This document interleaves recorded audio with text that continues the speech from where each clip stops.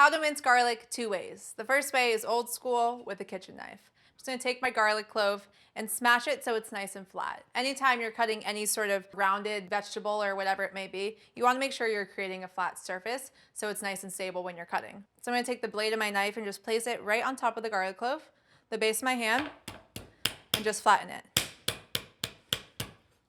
I'm going to do that with a few of my cloves. Perfect. Next, I'm just going to gather my garlic all together and just give it a nice rough chop at first. Continuing to gather it back together. Going to make sure I take all this extra garlic off the knife as to not lose any. Now that my garlic is nice and roughly chopped, I'm going to take the side of my knife again and just kind of smooth it over to create another flat surface. Then again with my knife, I'm just going to run it back and forth as fast as you can.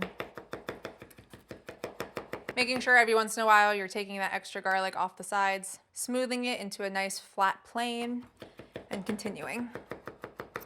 You're almost there. You can see how the garlic is slowly getting pulverized. It's also releasing a lot of its juices as I'm continuing to run my knife through it. You want to make sure that the hand that's supporting the blade, you can see that I'm curling those fingers up away from the blade. You can see how it's really fine with really indistinguishable pieces. The next method, and the one I actually personally use the most, is using a microplane, which has these really, really sharp, fine teeth that work perfectly for garlic. I also like to use it for ginger or anything I'm grating. So I'm going to take my garlic clove and just run it just along the blades. This is also where you need to be careful of your fingers.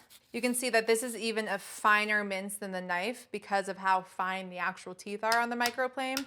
It almost turns it into a paste. I find this is the fastest and most consistent way to mince your garlic, which is why I use it all the time. I always give the microplane a nice bang on my cutting board to get any of that trapped garlic out of the underside. And there you go. Perfectly minced garlic on a microplane. That was so easy. I swear once you mince garlic this way, you might not go back to a kitchen knife.